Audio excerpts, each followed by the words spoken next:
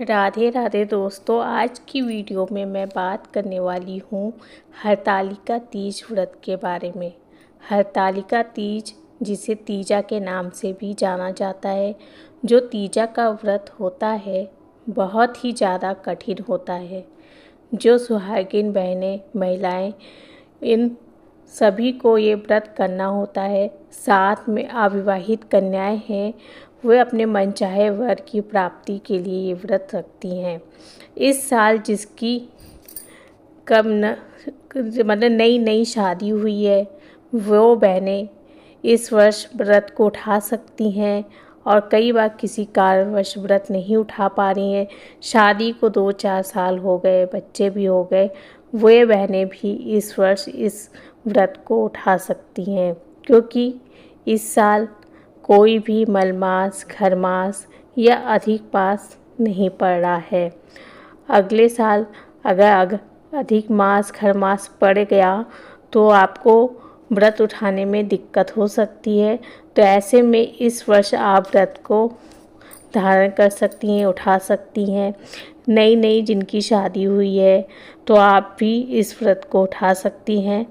बहुत ज़्यादा शुभ होता है इस व्रत को करना। इस व्रत में माता पार्वती, जिन्होंने भगवान भोलेनाथ को पति के रूप में पाने के लिए कठिन तपस्या की थी, बहुत कठिन तपस्या की थी, तब जाके महादेव मिले थे। उन्होंने बालू के जो रेत होता है उनके शिवलिंग बनाकर पूरी रात जागरण करके पूजा की थी। इसीलिए हरतालिका तीज व्रत में बालू या रेत के शिवलिंग, पार्थिव शिवलिंग बनाए जाते हैं और 4 प्रहर की पूजा की जाती है। और विधिवत रूप से शिवलिंग की जो पूजा करते हैं, उसके अगले दिन पूरे शिवलिंग का विसर्जन भी विधि विधान से किया जाता है। दान पुण्य निकालने के बाद व्रत का पारण भी किया जाता है।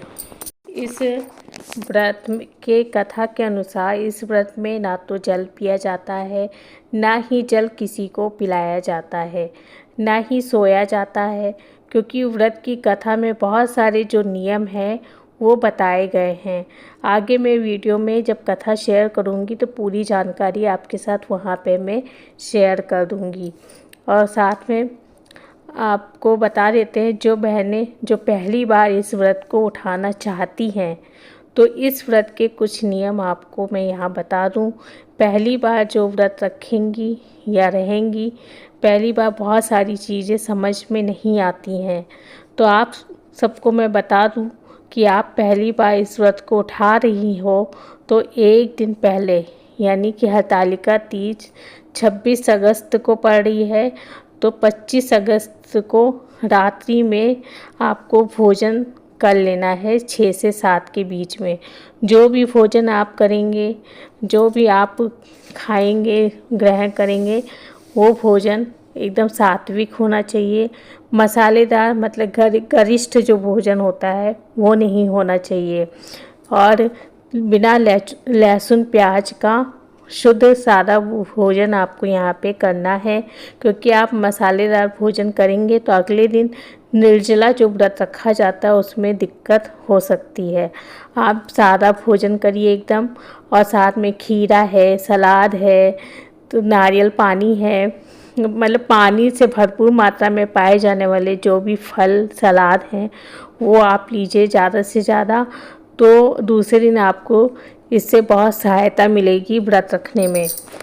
और व्रत शुरू होने से पहले आप जितना भी पानी ग्रहण कर सकती हैं ग्रहण कीजिए, कि अगले दिन जब निर्जला व्रत आप रखें तो पानी की जो कमी है वो ना हो। आप पानी लीजिए, नींबू पानी ले लीजिए, शरबत वगैरह भी आप यहाँ पे पी सकते हैं। जो भी व्रत आप शुरू करें उनको निर्जला रखना होता है। कोशिश कीजिए व्रत वाले दिन भारी काम ना करें, हल्के काम करते रहें। अपने आप को बिज़ी रखेंगे तो समय व्यतीत होगा। अगर पूरा दिन आप बैठे रहेंगे तो आपका समय नहीं कटेगा और फिर मन में बार बार आएगा कि मेरा गला सूख रहा है। तो इसलिए थोड़ा थोड़ा काम आप हल्का फुल्का ज़रूर करें, लेकिन भारी काम से बचें। और पूजा की तैयारी धीरे धीरे धीरे धीरे सुबह से ही करना शुरू कर देंगे तो समय पे सारा कार्य हो जाएगा। और मैं आपको यहाँ बता देती हूँ, जो पहली बार व्रत रख रहे हैं उन माताएं बहनें इस बात का ध्यान रखेंगी कि पहला जब हम व्रत उठाते हैं निर्जला, तो कोई भी पहला व्रत उठाने के बाद पूजा करने के बाद पानी पिला दिया जाता है, साथ में एक फल खिलाया जाता है। क्योंकि आगे चल के मान लो आप प्रेग्नेंट हो गई या आपका स्वास्थ्य सही नहीं है, तो इसमें आगे चल के पानी लेने या सब फल लेने में कोई दिक्कत ना हो, इसलिए पहला व्रत जब हम उठाते हैं तो ये सब चीज़ें की जाती हैं। पानी पिला देना, शरबत पिला देना, कुछ मतलब ग्रहण किया जाता है। उसके बाद से जब आप अगला व्रत करें तो वो निर्जला व्रत आगे चल के अगर आपका स्वास्थ्य ठीक है तो कर सकते हैं। बहुत से लोगों के मन में ये सवाल रहता है कि क्या हम नई साड़ी पहन सकते हैं या शादी की साड़ी है वो पहन सकते हैं, क्या करना चाहिए। देखिए, ये पूरी तरह से आपके ऊपर निर्भर करता है कि आपको नया वस्त्र धारण करना है या पुरानी जो आपकी साड़ी है शादी की उसको ड्राई क्लीन करके भी आप पहन सकते हैं। दोनों में से आपकी जो इच्छा आप वो कर सकते हैं, इसमें कोई दिक्कत की बात नहीं है। बहुत से माताएं बहनें ऐसी होती हैं जिनका मायका बहुत ज़्यादा संपन्न नहीं होता है, तो पहली बार जब व्रत उठाया जाता है तो मायके से सारा सामान आता है, तो उनके मन में ये वो रहता दुविधा कि जो हम साड़ी कैसे बोले कि उनको साड़ी देने के लिए, तो क्या हम खुद नई साड़ी ले सकते हैं। हाँ, बिल्कुल ले सकती हैं आप नई साड़ी। अपने पति के पैसे से आप नया कपड़ा ले सकती हैं, उसे पहन सकती हैं पूजा में, इसमें कोई भी चीज़ वर्जित नहीं है। और साथ में आपको ये बता दूं कि साड़ी जो आप पहन रही हैं या सूट जो भी आप पहन रही हैं उसमें रंग का थोड़ा सा ध्यान रखिएगा। आप लाल, पीला, नारंगी, हरे रंग के कपड़े ग्रहण कीजिएगा, उसी को पहन के पूजा करिएगा। लेकिन नीला और काले रंग से आप बचे, ये रंग नहीं पहना जाता है कोई भी पूजा पाठ में। अब बात कर लेते हैं सरगी के नियम। देखिए, कुछ जगह पे रात के 12 बजे के बाद कुछ भी खाना पीना नहीं होता है, लेकिन कुछ जगह पे जैसे बिहार साइड हो गया, वहाँ पे उस साइड में जैसे सरगी खाने के नियम है। तो क्या नियम है वो मैं आपको बता देती हूँ। जैसे कि मैं अपनी बात करूँ तो मेरा जो मायका है वो यूपी का है। यूपी के जो हिस्से में मैं जहाँ रहती हूँ वहाँ पे 12 बजे के बाद कुछ भी खाया पिया नहीं जाता।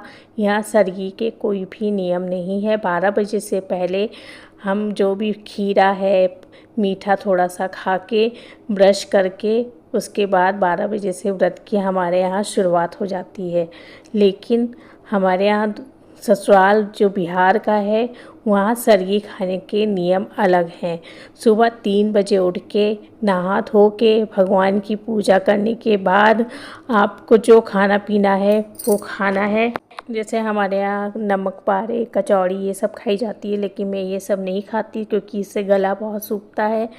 तो मैं फल वगैरह ले लेती हूँ या पानी अच्छे से पी लेती। चाय पी लीजिए, उसको पीने के बाद फिर अच्छे से अपने दांतों को साफ़ करके व्रत का संकल्प ले लिया जाता है। फिर उस पूरा दिन पूरी रात नहीं खाया जाता। इस तरीके से अलग अलग जगह पे अलग अलग सरगी के नियम निभाए जाते हैं। और इसमें ये जो व्रत है अलग अलग जगह पे अलग अलग समय पे व्रत किया जाता है। जैसे हमारे यहाँ व्रत का जो मेन व्रत की पूजा होती है वो शाम के प्रदोष काल की पूजा हमारे यहाँ बहुत महत्वपूर्ण मानी जाती है। लेकिन जैसे महाराष्ट्र में है वहाँ पे दिन में पूजा होती है। उन लोग निराजल व्रत नहीं रखते हैं। उन लोग पूजा के बाद चाय, दूध पूजा के बाद ग्रहण कर लेते हैं। सब जगह का देखिए अपना अलग अलग नियम होता है, रीति रिवाज सब जगह अलग रूप से निभाई जाती है। आपके यहाँ कैसी की जाती है पूजा, उस हिसाब से कीजिएगा। मैं आपकी थोड़ी सी बस हेल्प कर रही हूँ, सहायता कर रही हूँ कि आप पहली बार व्रत कर रही हैं तो कैसे करना चाहिए, सब कुछ आपके साथ यहाँ पे मैं आपको बता दे रही हूँ कि आपको कोई दिक्कत ना हो। और जैसे कि आपको जब प्रदोष काल में जब आप पूजा करने जाइए तो इसमें 16 श्रृंगार का बहुत महत्व होता है। अच्छे से तैयार होके मेहंदी एक दिन पहले ही लगा लीजिएगा। फिर हमारे यहाँ दोनों टाइम नहाया जाता है, सुबह भी व्रत का संकल्प लेते हैं नहाने के बाद, और फिर पूजा के से पहले जो प्रदोष काल की शाम की जो पूजा है उससे पहले स्नान करने के बाद तैयार होके तब पूजा हमारे यहाँ की जाती है। और फिर उसके बाद अगर आपको लगता है तो पानी ग्रहण कर सकते हैं, अगर आप निर्जला रहना चाहते हैं तो निर्जला व्रत रख सकते हैं। लेकिन पहली बार जब व्रत शुरू करेंगे तो आपको इस बात का ध्यान रखना है कि आपको निर्जला व्रत नहीं रखना है। फल और पानी, जूस जो भी लेना चाहे ले सकते हैं, फिर अगली बार आपको निर्जला व्रत रख सकते हैं। दोस्तों, पूजा का जो शुभ मुहूर्त है उसके बारे में बात कर लें तो शुभ मुहूर्त जो सुबह का है वो 5:56 से लेकर 8:31 तक है। दोपहर का जो पूजा का मुहूर्त है 11:57 से लेके 12:48 तक है। और फिर दोपहर में 2:31 से लेकर 3:23 तक है। शाम का जो पूजा का शुभ मुहूर्त है प्रदोष काल का वो 6:49 से लेकर 7:11 तक है। तो आपके यहाँ जिस समय जो पूजा होती है उस समय आप इस मुहूर्त को देखते हुए पूजा कर सकते हैं। साथ में जो 4 प्रहर की पूजा होती है वो भी मैं आपके साथ अगले वीडियो में शेयर कर दूंगी। दोस्तों, आपको बहुत सारी जानकारी इस वीडियो के माध्यम से मिल गई होगी, तो वीडियो को पसंद आया तो मेरे चैनल को सब्सक्राइब कर लीजिएगा। धन्यवाद।